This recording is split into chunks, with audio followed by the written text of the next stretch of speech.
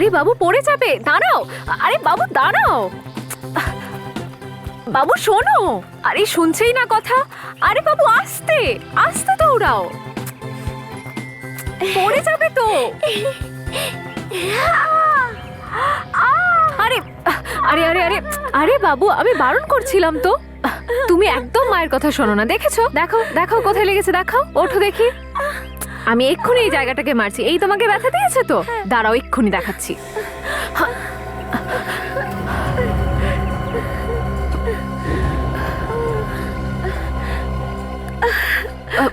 বাবু চলো এখান থেকে, চলো, আমি একে মেরে দিয়েছি, চলো চলো। আমি তো শুনতেই পাই। বাবু দেখো, আমি এক্ষুনি একে মেরেছি, তুমি চলো তো এখান থেকে। আচ্ছা শোনো, তুমি 1 সেকেন্ড এখানে দাঁড়াও, আমি এক্ষুনি আসছি। তুমি কোথায় বাবু যাচ্ছ? আমি 2 মিনিটে আসছি, তুমি একটু দাঁড়াও।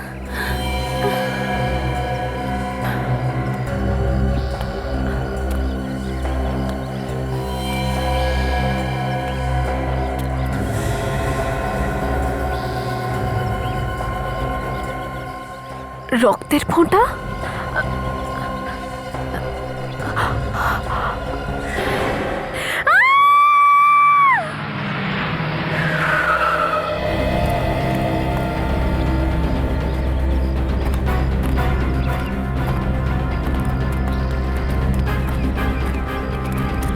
কোথায় লাশটা?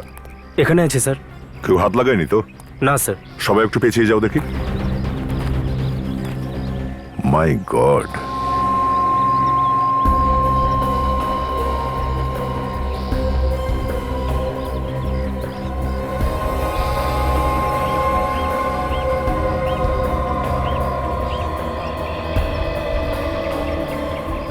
খুন করেছে তো করেছে, লাশটাকেও টুকরো টুকরো করে রেখে গেছে।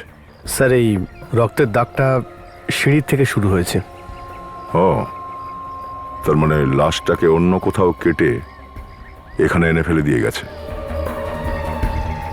স্যার লাশটার মাথা নেই স্যার। মাথাটা স্যার মনে হচ্ছে কায়দা করেই কাটা হয়েছে। মনে হচ্ছে খুনি কোনো বড় ছুরি ব্যবহার করেছিল লাশটা কাটার জন্য, এক ঝটকাতে কেটে দিয়েছে। গায়ে বেশ ভালোই জোর আছে খুনিটার। লাশের আশেপাশে এমন কিছু পড়েও তো নেই যাতে জানতে পারা যায় যে মেয়েটা আসলে কে। লাশটাকে সবার আগে কে দেখেছিল এখানে? আগে আমি। সেই সময় এখানে আশেপাশে কাউকে দেখেছিলে তুমি? না, এখানে তো আর কেউ ছিল না। আপনারা তো পার্কেই ছিলেন তাই তো? তা সত্ত্বেও কিছু দেখেননি? আমাদের তো লাশটার ব্যাপারে উনি বললেন, তারপরে আমি আপনাদের ফোন করলাম। না স্যার, হ্যাঁ বিবেক, লাশের আশেপাশে কোনো পায়ের চিহ্ন নেই স্যার, আর না কোনো প্রমাণ। এটা কি করে সম্ভব? লাশটাকে পার্কের মাঝখানে এনে ফেলে গেছে, কোনো না কোনো প্রমাণ তো অবশ্যই থাকবে। এই পার্কটা ভালো করে তল্লাশি করো, এই লাশের মাথাটা পাওয়া ভীষণ দরকার।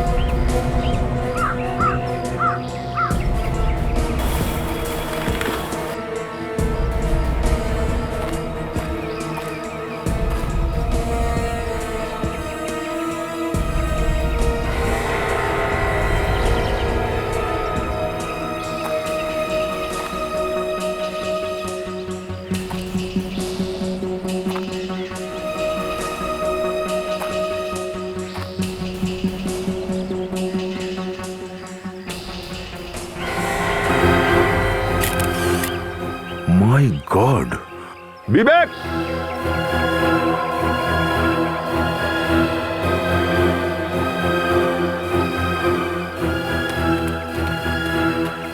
কি হলো স্যার? এই দেখো বিবেক, মেয়েটার মাথাটা এখানে পড়ে আছে। স্যার এই কাটা মাথাটা এখানে কি করে? আমিও তাই ভাবছি, মেয়েটার লাশটা তো ওইখানে পড়েছিল, আর কেটে রাখা মাথাটা এখানে। মনে হচ্ছে এরকমটাই হয়েছিল। তড়িঘড়ি লাশটা যখন খুনি ওখানে ফেলতে যাচ্ছিল তখন এই মুন্ডুটা এখানে গড়িয়ে পড়ে যায় আর এই গাছের গোড়ায় আটকে যায়। মেয়েটার বয়স তো 21-22-এর মধ্যেই। এরকম বিভৎসভাবে কেন মেরেছে একে কেউ? বিবেকা, কাজ করো, ফরেন্সিক ল্যাবে পাঠাবার ব্যবস্থা করো। স্যার ওর মুখটার একটা ফটো তুলে নিউজ পেপারে ছাপিয়ে দিই স্যার। ওর কোনো না কোনো চেনা পরিচিত নিশ্চয়ই বেরোবে স্যার। দেখতে হবে কে আসে। এত নির্মমভাবে কেউ কাউকে খুন কি করে করতে পারে? কি চলছে আজকাল মানুষের মধ্যে? ভীষণ দ্রুত গতিতে মানুষের জীবন এগিয়ে চলেছে। বাড়িতে, রাস্তায়, অফিসে শুধু রাগই জমে আছে তাদের মনের মধ্যে। হাসার কোনো সময়ই নেই তাদের কাছে। স্যার, হ্যাঁ, আমি মেয়েটার ছবি শহরের বিভিন্ন জায়গায় পাঠিয়ে দিয়েছি। কেউ না কেউ নিশ্চয়ই তাকে চিনতে পারবে। Excuse me sir.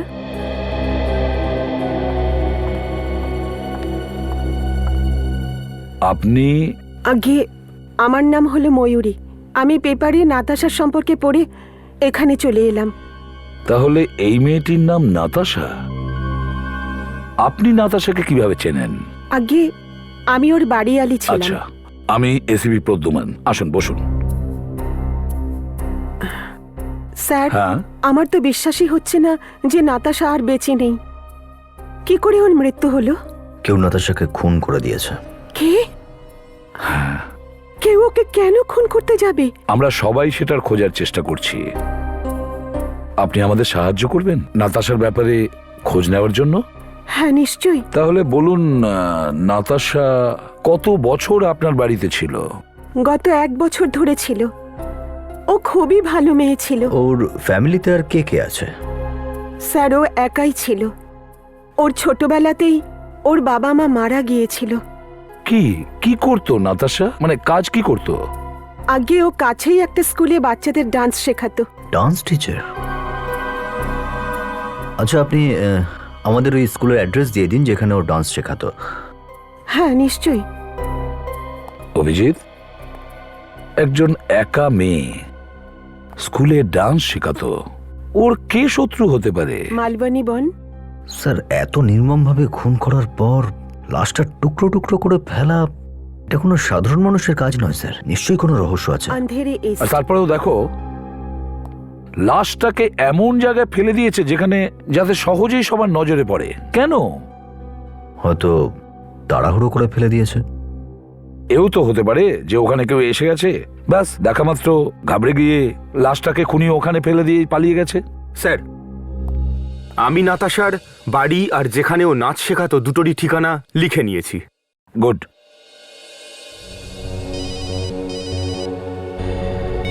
হ্যাঁ সালুকে। আচ্ছা, ঠিক আছে, আমরা আসছি। মনের মধ্যে ঘৃণা যখন চরমে পৌঁছায় তখনই মানুষ এরকম কাজ করতে পারে। পুরো দেহটা টুকরো টুকরো করে দিয়েছে খুনি। স্যার, লাশটাকে কাটার পর মনে হয় বেশ কিছুক্ষণ এটাকে ওখানেই রাখা হয়েছিল, যার জন্য বেশিরভাগ রক্ত তো ওখানেই বেরিয়ে গেছে। খুনি চেষ্টা করেছিল যে এই লাশের টুকরোগুলো যে গাড়িতে করে নিয়ে যাবে সেই গাড়ির মধ্যে কোনো প্রমাণ যেন না থেকে যায়। আর স্যার, কোনো মানুষের হাড় এভাবে কাটা তো একেবারেই সোজা কাজ না। অনেকটা সময় লেগেছিল ওর এইভাবে এরকম ছোট ছোট টুকরো করার জন্য। হ্যাঁ ডক্টর সারিকা, লাশটাকে তো দেখে মনে হচ্ছে যে খুনি টুকরোগুলো আলাদা আলাদা জায়গায় ফেলতে চেয়েছিল। হ্যাঁ, সেই কারণেই মাথা এক জায়গায় আর বডি এক জায়গায় ফেলেছে। সব পার্টস আলাদা আলাদা ফেলেছে। বস, কেস তো আমি অনেক দেখেছি, কিন্তু এই ধরনের কেস খুব কম দেখেছি। আচ্ছা, আর কিছু জানা গেছে এই লাশটার ব্যাপারে? হ্যাঁ স্যার, এই মেয়েটাকে প্রথমে ছুরি মেরে খুন করা হয়। আর বস, মারবার আগে এই মেয়েটিকে খুব অত্যাচার করেছে। এই দেখো, এখানে এই হাতটা দেখো, এখনো দড়ির দাগ ওর হাতের ওপর আছে, দেখো। কিন্তু স্যার, শুধু দড়ি দিয়ে বাঁধার ফলে এত গভীর ক্ষত হতে পারে কি? না, শুধু বাঁধবার জন্য নয়, এই মেয়েটাকে বেঁধে রেখে ওকে টর্চারও করা হয়েছিল। বেচারি খুব কষ্ট পেয়েছিল আর নিজের হাত পা ছাড়ানোর চেষ্টা করেছিল, আর যার জন্যই এইভাবে দাগগুলো পড়ে গেছে। বেচারি, প্রথমে এর হাত পা বেঁধে তারপরে একে টর্চার করা হয়েছিল, তারপরে একে খুন করার পরে লাশটাকে টুকরো করে দিয়ে বস্তায় ভরে তারপর ফেলে দেওয়া হয়েছিল। এটা তো কোনো সাইকোপ্যাথের কাজ মনে হচ্ছে। আর একটা কথা বস, যে ছুরি দিয়ে এই মেয়েটিকে মারা হয়েছে সেটা একদম খুবই সাধারণ ছুরি, কিচেনে থাকে, রান্নাঘরে কাজে লাগে। কিন্তু যে ছুরি দিয়ে ওকে কাটা হয়েছিল স্যার, সেটা অনেক বড় আর খুব তীক্ষ্ণ ধারওয়ালা ছিল। আচ্ছা, তার মানে কি দুটো আলাদা আলাদা ছুরি ব্যবহার করা হয়েছিল? অনেক ভেবে চিনতে প্ল্যানটা করেছিল। আচ্ছা শাহরুখে, আর কিছু জানা গেছে? আমি আরো কিছু টেস্ট করছি, দেখা যাক আর কিছু জানা যায় কিনা। ঠিক আছে শাহরুখে। অভিজিৎ, এই ময়ূরীর সঙ্গে তুমি নাতাশার বাড়িতে যাও, দেখো কিছু জানা যায় কিনা। আর ওই পার্কটায় গিয়ে আশেপাশে আবার গিয়ে জিজ্ঞাসাবাদ করা উচিত, কিছু তো নিশ্চয়ই জানা যাবে। ছোলা নিয়ে নাও, গরম গরম ছোলা। দাদা, আজকে সকালবেলাতে পার্কে আপনি কাউকে আসতে দেখেছিলেন, যে কাঁধে বস্তা বা ওই রকম কিছু নিয়ে আসছিল? কটার সময়ের কথা বলছেন স্যার? 5টা থেকে 6টার মধ্যে সকালবেলায়। 5:30 6টার সময় তো এখানে কেউই আসে না স্যার। আর আমি তো ব্যবসায়ী 8টার পর শুরু করি, আমি কাউকে কি করে দেখব? ঠিক আছে। ছোলা নিয়ে নাও।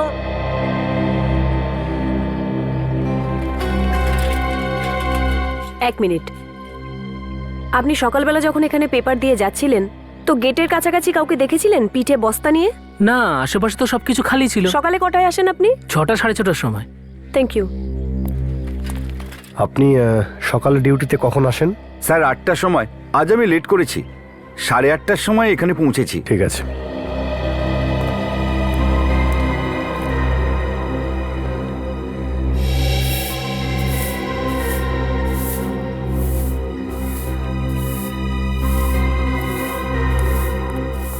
সকালে আপনি এই জায়গাটাকে পরিষ্কার করেন? হ্যাঁ ম্যাডাম, একবার সকালে করি আর একবার বিকেলে করি। আর কিন্তু আপনারা কেন জিজ্ঞাসা করছেন? আপনার কিছু হারায়নি তো? আপনি কি জানেন না এখানে একটা খুন হয়েছিল পার্কে? খুন? না না স্যার, না। না। আজকে আপনি এখানে ছিলেন ভোর 5টা থেকে 6টার মধ্যে? হ্যাঁ স্যার, ওই সময় তো আমি ঝাড় দিতে এসেছিলাম। আপনি কোনো লোককে দেখেছিলেন বস্তা নিয়ে কিছু নিয়ে আসতে? হ্যাঁ স্যার, যখন আমি পার্ক ঝাড় দিতে ভেতরে এসেছিলাম তো আমি ওই সময় একটা কাগজ কুড়ুনিকে দেখেছিলাম স্যার, ওই যে ওই নোংরা কাগজ তুলে বেড়ায় না যারা। আর হ্যাঁ স্যার, ওর কাঁধের উপর একটা বড় বস্তাও ছিল। তুমি ওই লোকটাকে আগে কখনো এখানে দেখেছো? না স্যার, ওকে আমি আগে কখনোই দেখিনি। তার মুখটা খেয়াল আছে? মুখটা ভালো করে দেখেছিলে? হ্যাঁ ম্যাডাম, ও একলাই ছিল। আর কেন জানি না আমি ওকে বারবার দেখছিলাম। ওকে, তুমি ওই লোকটা স্কেচ বানাতে আমাদের সাহায্য করবে তো? হ্যাঁ স্যার, আজকেই তো দেখেছিলাম, নিশ্চয়ই সাহায্য করব। চলো চলো।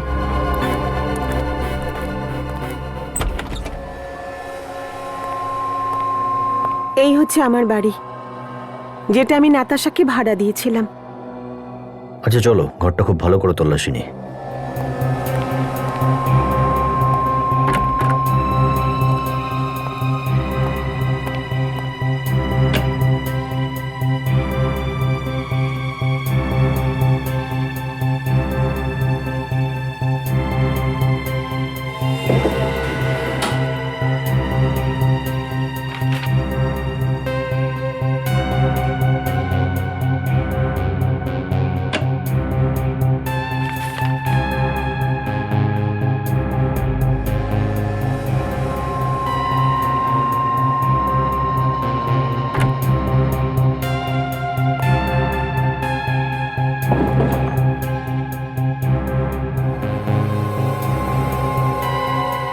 পুড়ে যাওয়া ফটো?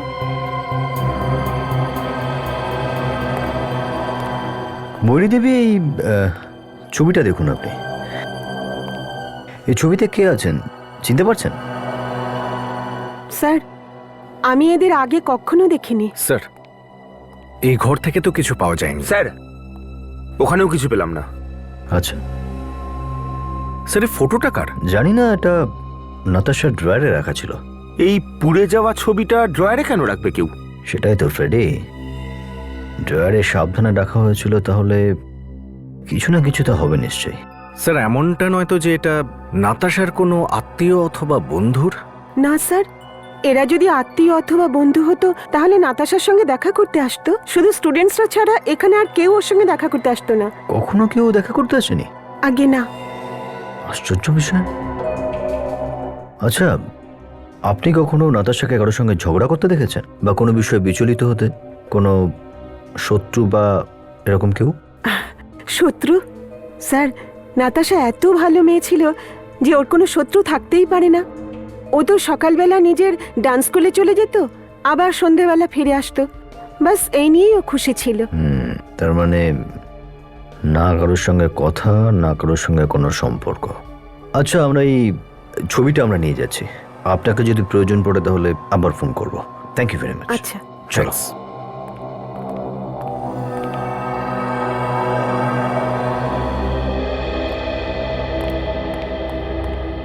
আই কার্ড আছে? বিনা কার্ডে ভেতরে যাওয়া যাবে না কিন্তু। কার্ড? হ্যাঁ, কার্ড আছে তো আমাদের কাছে। দেখাবো? হ্যাঁ, এই দেখ। সিআইডি? কি ব্যাপার স্যার, কি হয়েছে? আমরা ডান্সিং স্কুলের টিচার আর স্টুডেন্টসদের সাথে দেখা করব। হ্যাঁ, ভেতরে ক্লাস চলছে, চলুন আপনাদের নিয়ে যাচ্ছি, আসুন। চ 2 3 4 1। আরে ওটা কি ঠিক করে করছিস কি? করো। স্যার, সিআইডির লোকজন এসছেন। Excuse me. দাঁড়াও। নমস্কার স্যার, আমার নাম হলো স্যাম, এখানকার এইচওডি। আপনারা এখানে কিছু হয়েছে? আমরা নাতাশার বিষয়ে জিজ্ঞাসাবাদ করতে এসেছি। নাতাশা? কিন্তু স্যার, নাতাশা তো আজকে ক্লাসে আসেনি না? হ্যাঁ স্যার। হ্যাঁ, আমরা জানি যে নাতাশা আজকে আসেনি। আপনারা জানেন? আগে হ্যাঁ, নাতাশা এখন আর এই পৃথিবীতে নেই। ওকে খুন করা হয়েছে। খুন? খুন? খুন কে করেছে স্যার? হ্যাঁ, আমরাও সেটাই জানার চেষ্টা করছি। আমরা আপনাদের একটু সাহায্য চাইছি। কিন্তু আমরা আপনাদের কি সাহায্য করতে পারি? আপনারা আমাদের নাতাশার বিষয়ে যা জানেন বলতে পারেন। যেমন নাতাশার কারোর সঙ্গে কোনো ঝগড়া অশান্তি, বা ওর সঙ্গে কারো কোনো শত্রুতা। না স্যার, নাতাশা খুবই সাদাসিধে ছিল। আই মিন, না তো ওর কারোর সাথে কোনো বন্ধুত্ব ছিল, আর নাই বা শত্রুতা। কিন্তু স্যার, একটা অদ্ভুত ব্যাপার ছিল। আচ্ছা, কি বিষয়? এমনিতে তো নাতাশা ওয়েল ডিসিপ্লিন ছিল, আর স্কুলেও টাইমলি আসতো। কিন্তু গত 3 দিন ধরে ও টাইমলি আসছিল না, আর একটু চিন্তিতও ছিল। আপনাদেরকে বলেছিল কি যে কি বিষয়ে ও চিন্তিত ছিল? স্যার, আমি জিজ্ঞেস করার চেষ্টা করেছিলাম, কিন্তু ও কিচ্ছু বলেনি, এড়িয়ে গেছে। I see. ঠিক আছে, thank you very much. Sir, sir,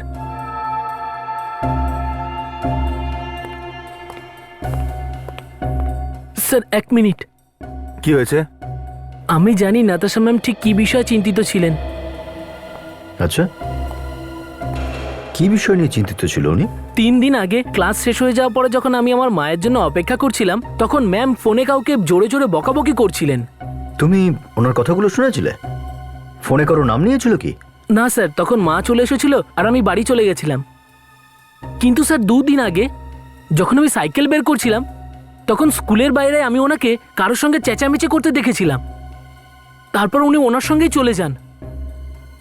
যার উপর চিৎকার করছিল তার সঙ্গে চলে গেছে? হ্যাঁ স্যার। I C. কে ছিল সে, তুমি দেখেছিলে? স্যার, আমি ওনাকে ঠিকমতো দেখতে পাইনি। ওকে ওকে, ঠিক আছে, তুমি যাও। Thank you very much. হ্যাঁ, তাহলে এটাই গল্প। নাতাশাকে কেউ বেশ কয়েকদিন ধরে বিরক্ত করছিল, আর সেটাও জানতো যে নাতাশা এই ডান্সিং স্কুলে ডান্স শেখাতে আসে। স্যার, ডান্সিং স্কুলের ছেলেটা গৌরব যে কথাটা বলল, তার থেকে এটা বোঝা যায় যে একটা লোক কিছুদিন হলো নাতাশাকে ফলো করছিল। একটা বিষয় মাথায় ঢুকছে না, যদি সেই ব্যক্তি নাতাশাকে বিরক্ত করছিল, তাহলে নাতাশা তার সঙ্গেই কেন গেল স্যার? অভিজিৎ, এটা হতেই পারে যে ওই লোকটা নাতাশাকে আগে থেকেই চিনতো। কিন্তু যাই হোক না কেন, এই খুন নিশ্চয়ই ওই লোকটাই করেছে। কিন্তু এ কে হতে পারে জানা কিভাবে যাবে? না নাতাশার কোনো আত্মীয় স্বজন বেঁচে আছে, বা ওর কোনো প্রিয় বন্ধু? কে হতে পারে?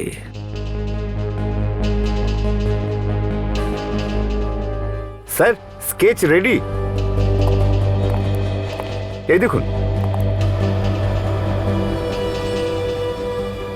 এমনটাই দেখতে ছিল না? হ্যাঁ হ্যাঁ স্যার, একদম এরকমই দেখতে ছিল। ফেডরিক, আমাদের রেকর্ডসে চেক করো, দেখো এই লোকটার ব্যাপারে কিছু জানতে পারো কিনা। হ্যাঁ সালুকে, হ্যাঁ বলো। কি? আরে এমন কি কথা থাকতে পারে যেটা তুমি আমাকে ফোনে বলতে পারবে না?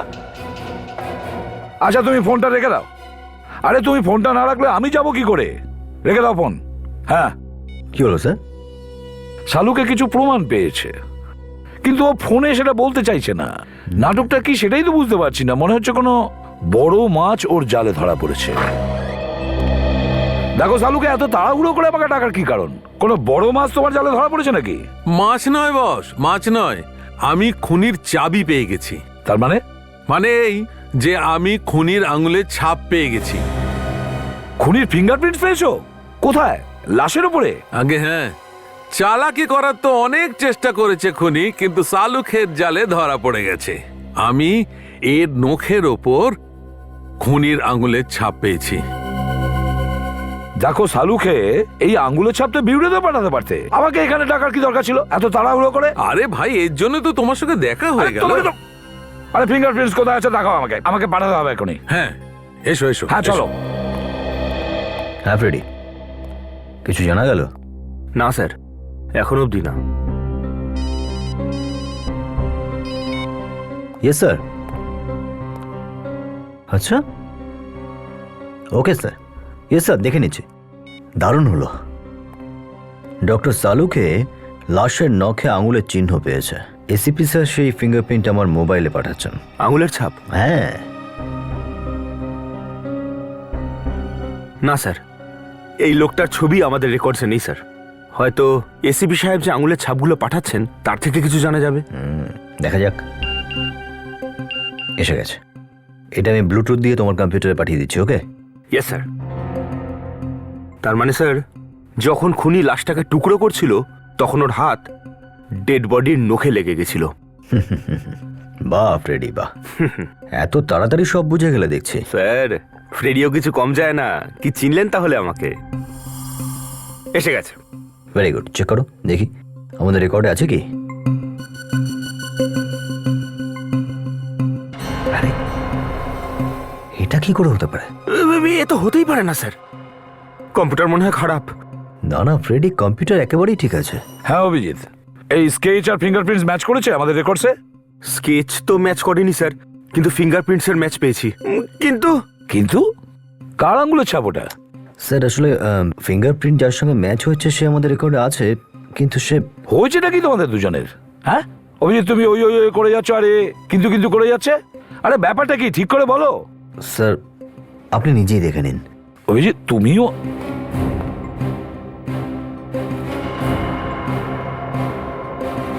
মাই গড, অভিজিৎ এ তো। ইয়েস স্যার, এই লোকটার নাম মঙ্গেশ আর এ 10 বছর আগে মারা গেছে। বাড়িতে আগুন লাগার কারণে এর মৃত্যু হয়েছিল 16ই মার্চ 2001-এ। কিন্তু সেটা কি করে সম্ভব অভিজিৎ? আমরা যে লাশটা পেয়েছি সেটা 2-1 দিনের পুরনো, আর তার মধ্যে 10 বছর আগে মারা যাওয়া লোকের ফিঙ্গারপ্রিন্টটা আসবেটা কোথা থেকে? সেটাই তো। মনে হয় মৃত ব্যক্তি বদলা নিতে চলে এসেছে স্যার। চুপ করো ফ্রেডি, হাজারবার এগুলো বলেছি যে আত্মা টাত্মা সমস্ত বাজে কথা। স্যার আমার মনে হয় আমাদের মঙ্গেশের বাড়িতে বাড়ির লোককে জিজ্ঞাসাবাদ করা উচিত। হ্যাঁ অভিজিৎ, খোঁজ নিতে হবে এই কেসটার মোটিভটা কি। খুনি খুন করার 10 বছর আগে, 10 বছর আগেই মারা গেছে, ব্যাপারটা কি? স্যার অ্যাড্রেস তো এটাই যেটা আমাদের রেকর্ডে ছিল। 10 বছর পর এখানে কেই বা থাকবে? তালা লাগানো। স্যার আমার একটা রিকোয়েস্ট আছে, আমাকে কিন্তু এই দরজাটা ভাঙার জন্য বলবেন না। আরে ফ্রেডি, সব কথার জন্য দরজা ভাঙতে হয় নাকি? আমাদের এই লোকটার সম্পর্কে জানতে গেলে আশপাশের কাউকে জিজ্ঞেস করা উচিত, তাতে বাড়ির তল্লাশি নেওয়ার প্রয়োজন হবে না। কার সঙ্গে দেখা করতে চান আপনারা?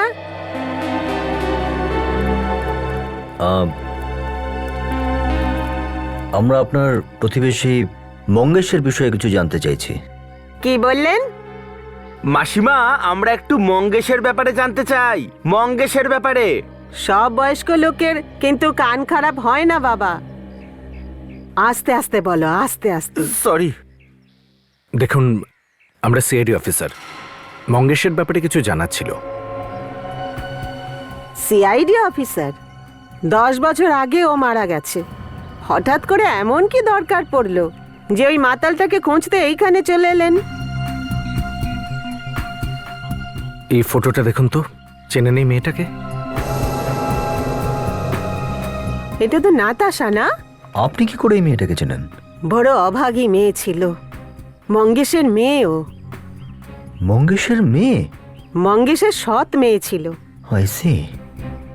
আচ্ছা, এই ছবিটা দেখুন, একে চেনেন আপনি?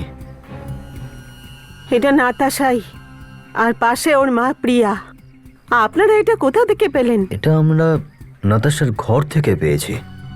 কিন্তু আপনি আপনি একদম নিশ্চিত যে এই মেয়েটি নাতাশা? বাবা, এই বুড়ি কখনো ভুল বলবে না। ওকে ছোট থেকে বড় হতে দেখেছি। ওর মা বাবার মৃত্যুর পরে ও এখান থেকে চলে গেছিল, কিন্তু কয়েক বছর আগে ও যখন চাকরি পেয়েছিল আমার সঙ্গে দেখা করতে এসেছিল। খুব ভালো মেয়েও। ওর মা বাবা কি করে মারা গেলেন? সে তো ওই প্রিয়ার ভুলের জন্যই তো। প্রিয়া মানে নাতাশার মা? প্রিয়া কি করেছিল? মঙ্গেশ প্রিয়ার দ্বিতীয় স্বামী। প্রিয়া ওকে বিয়ে করে সব থেকে বড় ভুল করেছিল। প্রিয়া আশেপাশে ছোটখাটো ফাংশনগুলোতে আর পার্টিতে নাচ করে পয়সা রোজগার করত। এই মঙ্গেশ কি কাজ করতো? ওই মাতাল কারো ক্ষমতা আছে যে ওকে দিয়ে কাজ করাবে? ও তো বউয়ের টাকাতেই ফুর্তি করে বেড়াতো, তার উপর আবার মারধরও করত। একবার প্রিয়া অসুস্থ হয়ে গিয়েছিল, তখন ও ঠিক করেছিল যে আর কখনো পার্টিতে নাচ করবে না। তারপরে আবার কি, ওই মাতালে তো মাথা খারাপ হয়ে গিয়েছিল। ও প্রিয়াকে বলেছিল, যদি তুই না নাচিস তাহলে তোর বদলে আমি তোর মেয়ে নাতাশাকে নাচাবো। তখন প্রিয়া কি করেছিল? প্রিয়া ওকে অনেক বোঝাবার চেষ্টা করেছিল, কিন্তু ও বোঝেনি। সেদিন ও মদ খেয়ে এসে ওকে মারধর করতে লাগলো। হঠাৎ করে বাড়িতে আগুন ধরিয়ে দিয়েছিল। স্বামী স্ত্রী দুজনে আগুনে পুড়ে মারা গিয়েছিল। আর নাতাশা, সে কি করে বেঁচে গেল? নাতাশা তো বাড়ির বাইরে খেলা করছিল, তাই ও বেঁচে গেছিল। এই স্কেচটা একটু দেখুন, এই লোকটাকে চেনেন আপনি? আমি একে কখনো দেখিনি। ওকে, কোনো ব্যাপার না। Thank you very much.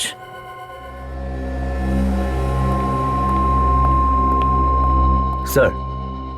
হ্যাঁ স্যার, মঙ্গেশের প্রতিবেশী একজন বলছিল যে 10 বছর আগে মঙ্গেশ মদের নেশা চুর হয়ে বাড়ি ফিরেছিল, আর তার খানিকক্ষণ পর তার বাড়িতে আগুন লেগে যায়, আর তাতে মঙ্গেশ এবং তার স্ত্রী দুজনেই পুড়ে মরে যায়।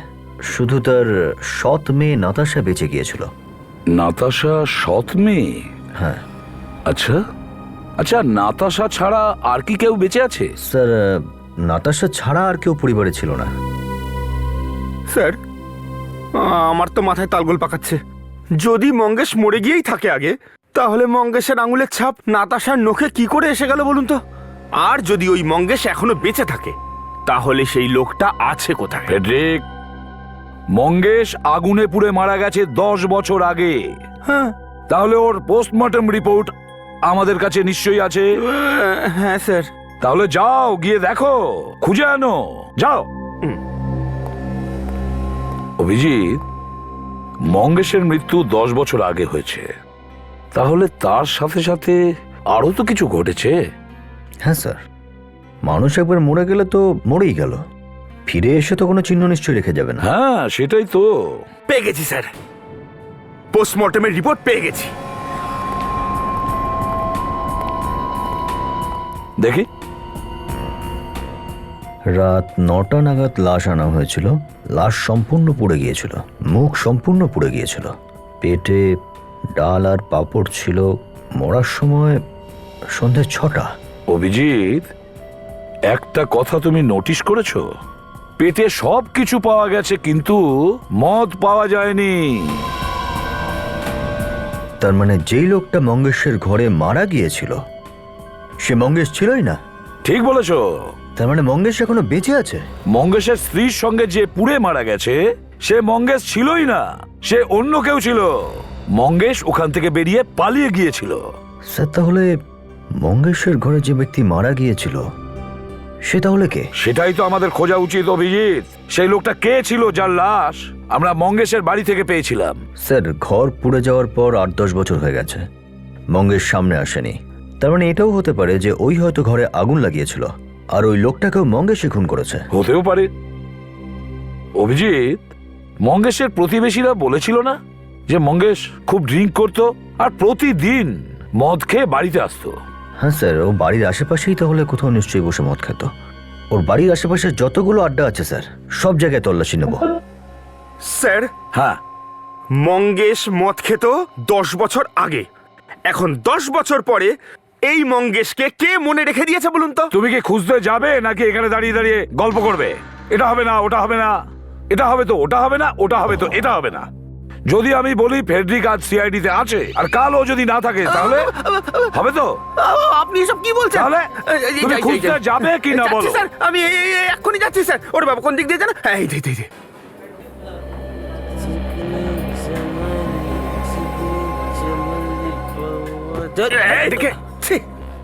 শার্টটা দিলি তো নষ্ট করে। যতক্ষণ না মদ গ্লাস থেকে ছলকাচ্ছে, মদ খাওয়ার সালা মজাই আসে না। চুপ কর। তুই জানিস আমি কে? বেরো বেরো ওখান থেকে। আরে ছাড়ো ফ্রেডি, ছাড়ো। স্যার, ওয়াইফকে কি করে বোঝাবো বলুন তো? আরে ভাই, ওয়াইফকে আবার কি বলবে? জামা লুকিয়ে রেখে দেবে, ব্যাস, জানতেও পারবে না। আরে সেলিম, এটা 5 নম্বর টেবিলে নিয়ে যা না, সব অকমান ঢেকি। দাদা, এই ছবিটা দেখুন তো একটু। তোমার রাতের নেশা কাটেনি নাকি? সকালবেলায় ঝামেলা করতে চলে এসেছো, অন্য কোথাও গিয়ে টাইম পাস করো। আমরা সিআইডি থেকে এসেছি, বুঝলি?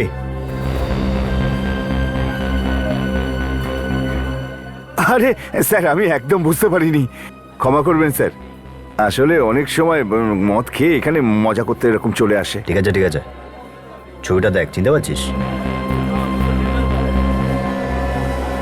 ভালো করে দেখে বলুন। মঙ্গেশ? এ তো মঙ্গেশ স্যার। আচ্ছা, তাহলে তুই চিনিস ওকে? এখানে আসতো নাকি মঙ্গেশ? হ্যাঁ স্যার, রোজ আসতো। এখানে এসে মদ খেত, তারপর ভাঙচুর করতো, আবার দামও দিত না স্যার। সেই থেকে আমি ধার দেওয়া বন্ধই করে দিয়েছি। তার মানে টাকা পয়সা না চুকেই পালিয়ে গেছে ও? পালিয়ে গেলে ঘাড় ধরে টেনে আনতাম না এখানে? কিন্তু ও তো আমার নাগালের বাইরে চলে গেছে, মরেই গেল। আচ্ছা, মরে গেছো?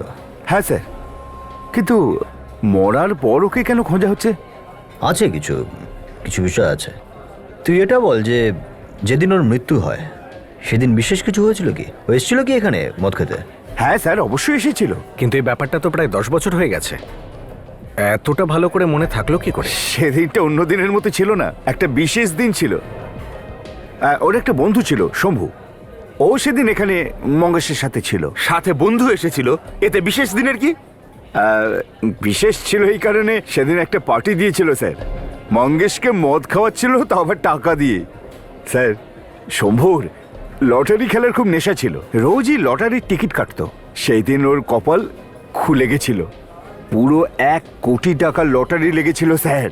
1 কোটি? আচ্ছা, তো এখানে পার্টি করতে এসেছিল দুজনে মদ খাচ্ছিল? হ্যাঁ না, দুজনে নয় স্যার, শম্ভুকে তো লটারির টাকা নিতে সকাল সকাল বেরোতে হতো, তাইও সেদিন 1 ফোঁটাও মদ খায়নি, শুধুমাত্র ও মঙ্গেশকেই খাইয়েছিল। ও, তারপর দুজনে বেরিয়ে গেছিল? হ্যাঁ স্যার, শম্ভু মঙ্গেশকে সামলে বাইরে নিয়ে গেছিল। আচ্ছা, বুঝলে সচিন, ও যেখান থেকে লটারির টিকিট কেটেছিল তাকে খুঁজে বের করতে হবে। খোঁজবার কোনো প্রয়োজন নেই স্যার। হ্যাঁ, আমি বলে দিচ্ছি, আমি জানি কোথা থেকে টিকিট কেটেছিল।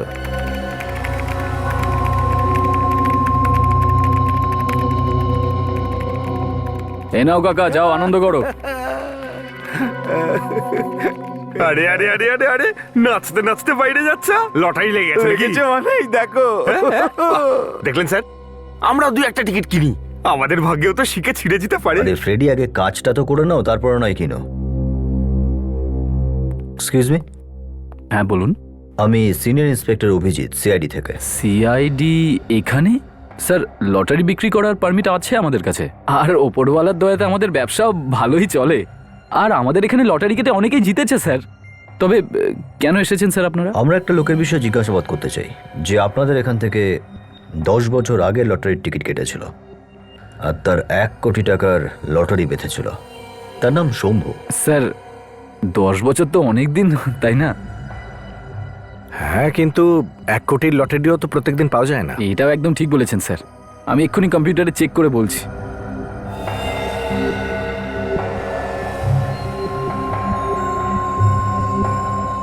কি নাম বলেছিলেন যেন স্যার? শম্ভু।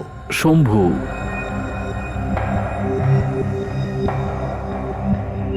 এই যে স্যার পেয়ে গেছি, 2001-এর মার্চ মাসে লটারি জিতেছিল, পুরো 1 কোটি টাকা স্যার। আরও টাকা নিয়ে গেছিল? স্যার 1 কোটি টাকা কে ছাড়ে বলুন তো? টাকা নিয়ে গেছিল। না, সে কি টাকা হাতে করে নিয়ে গিয়েছিল নাকি? না না না স্যার, টাকাটা ওর ব্যাংক অ্যাকাউন্টে জমা দেওয়া হয়েছিল। ব্যাংক অ্যাকাউন্টে? আচ্ছা, কত তারিখে এই টাকাটা ট্রান্সফার হয়েছিল বলতে পারেন? আমি বলছি এক্ষুনি স্যার। 16ই মার্চ 2001-এ। 16ই মার্চ 2001? স্যার, এটা তো সেই দিন যেদিন মঙ্গেশের মৃত্যু হয়েছিল। যদি শম্ভুকে পাওয়া যায় তাহলে জানা যাবে যে ওই দিন আসলে কি হয়েছিল। স্যার, এই শম্ভুটাকে খুঁজে পাবো কি করে? ওর তো ছবিও নেই আমাদের কাছে। পাওয়া যাবে ফ্রেডি, ছবিও পাওয়া যাবে। আপনি একটা কাজ করুন, আপনি আমাদের ওই ব্যাংক আর অ্যাকাউন্ট নাম্বারটা দিন যেখানে ওই পুরস্কারের টাকাটা গিয়ে জমা। স্যার, পুরো টাকাটাই শম্ভু পেয়েছিল আর টাকাটা ওর ব্যাংক অ্যাকাউন্টে চলে যায়। অভিজিৎ, ওই টাকা এখনো ব্যাংকে আছে, ওর অ্যাকাউন্টে, কারণ টাকা পাওয়ার পরেই শম্ভু মারা গেছে। স্যার, ব্যাংকে ফোন করে খোঁজ নিয়ে নি। ফেডরিক, ফোন করো। হ্যালো, আমি ইন্সপেক্টর ফ্রেডি বলছি, সিআইডি থেকে। একটা অ্যাকাউন্ট নাম্বারের ব্যাপারে একটু খোঁজ খবর চাই। হ্যাঁ, লিখুন 000590। শম্ভুর নামে এই অ্যাকাউন্টটা। এই অ্যাকাউন্টটা এখনো অ্যাক্টিভ আছে নাকি? আচ্ছা, এই শম্ভুর ঠিকানাপত্র তো আছে আপনাদের কাছে? হ্যাঁ, দেখুন। হ্যাঁ, বলুন। 123 হরিপ্রসাদ, SK নগর। ওকে, থ্যাঙ্কস। স্যার, শম্ভুর অ্যাকাউন্ট এখনো চলছে স্যার। কি ভাবছেন স্যার? অভিজিৎ, এরকম মজাদার ঘটনা না যে যেদিন শম্ভুর মৃত্যু হয় ঠিক সেই দিনই ও 1 কোটি টাকার লটারি জিতেছিল। হ্যাঁ স্যার, 1 কোটি টাকা হাতে পেতেই মৃত্যু? হ্যাঁ, 1 কোটি টাকা পাওয়ার সঙ্গে সঙ্গেই ওর মৃত্যু হয়। মঙ্গেশ একেবারে ঠিক সময়ই মৃত্যুর সুযোগ নিয়েছে আর নিজের স্ত্রীর সঙ্গে ওর বন্ধু শম্ভুকেও পুড়িয়ে মেরে দিয়েছে ওই বাড়িতে, আর পুরো টাকা আত্মসাৎ করে নিয়েছে। এখন এই মঙ্গেশ শম্ভু হয়ে বেঁচে আছে। হ্যাঁ, আর খোঁজো এই মঙ্গেশ ওরফে শম্ভুকে।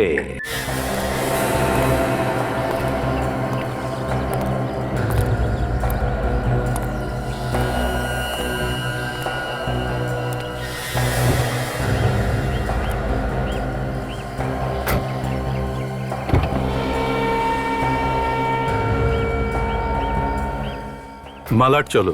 Yes sir.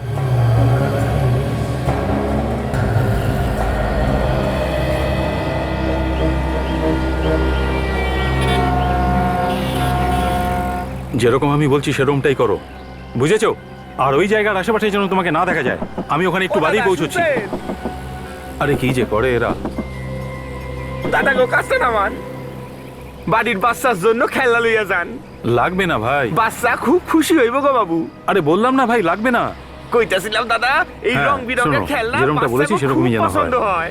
আরে আমার ভাই কোনো বাচ্চাই নেই। আরে যাও এখান থেকে। এই কথা কইয়েন না গো বাবু, আমি জানি আপনার একখান মাইয়া আছিল।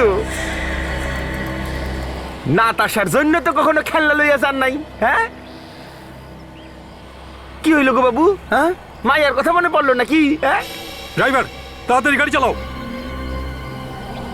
কইতেছিলাম কি, এই চশমাহান দেখেন, এই চশমাহান তো লইয়া যান কমসে কম। হ্যাঁ, ও ড্রাইভার গাড়ি ছাড়ো তাড়াতাড়ি। ওই বাবুটাও আমার চশমা কিনছে, আপনিও লইয়া যান। এটা একটা খুবই সুন্দর চশমা। এটা শুধু বাইরের জিনিস নয়, ভিতরটাও স্পষ্ট দেখা যায়। মিস্টার মঙ্গেশ নিজের মৃত্যুর মিথ্যে নাটক করে জীবিত ঘুরে বেড়াচ্ছ। হ্যাঁ, কে তোমরা? সিআইডি।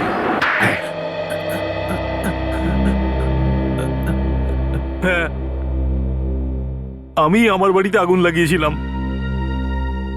সেটা তো আমরা জানতে পেরেই গেছি, বুঝেছ? আর তুমি তোমার মৃত্যুরও অভিনয় করেছো যাতে শম্ভুর পুরো টাকাটা তুমি পেয়ে যাও। শম্ভুকে নিজের বাড়িতে ডেকে খুন করে ফেললে? হ্যাঁ, ও একদিনে হঠাৎ করে কোটিপতি হয়ে গিয়েছিল আর আমি একই জায়গায় রয়ে গেছিলাম। ভিখারির মতন হাল হয়েছিল আমার। ও কোনো পথ চলতি লোক ছিল না, তোমার বন্ধু ছিল, বন্ধু। আর তোমার স্ত্রী প্রিয়া, ওকে তুমি কেন মেরেছো? স্ত্রীর কাজ হলো তার নিজের স্বামীর সেবা করা, ওকে ঠিক সময়ে খেতে দেওয়া। কিন্তু প্রিয়া একদিন বলতে শুরু করলো ও আর নাচতে চায় না। আর ও যদি নাচ বন্ধ করে দেয় তাহলে আমার খাওয়া দাওয়া কি করে জুটবে? একটা মাথা মোটা ছিল, সারাদিন ধরে ও শুধু খিচখিচ করতো, তাই আমি মুখটাই বন্ধ করে দিয়েছিলাম। বাহ! আর তোমার মেয়ে নাতাশা, 10 বছর পরে এমন কি হলো যে তুমি ওকে এরকম নৃশংসভাবে খুন করলে? তার কারণ হলো ও আমাকে একদিন দেখে ফেলেছিল, আমাকে চিনতে পেরেছিল। আমি ভয় পেয়ে ভেবেছিলাম ও আমার সবকিছু না ফাঁস করে দেয়। তাই তুমি ওর পিছু নিতে নিতে স্কুল পর্যন্ত পৌঁছে গেছিলে? হ্যাঁ, আমি কোনোভাবে ওখান থেকে ওকে নিয়ে গিয়েছিলাম। ও ছোট থেকে ভীষণ জেদি ছিল, মানলো না। ওকে চুপ করানোর জন্য আমার কাছে একটাই রাস্তা ছিল, ওকে খুন করা। কলিযুগের জলজান্ত উদাহরণ দেখো, কলিযুগের বাপ যে তার নিজের স্বার্থে নিজের মেয়েকে খুন করে দিয়েছে। 10 বছর পর্যন্ত তুমি খুন করে বেঁচে গেছো, কিন্তু এখন আর নয়, 3-3টে খুন করার জন্য এবার তো তোমার ফাঁসি হবে, ফাঁসি।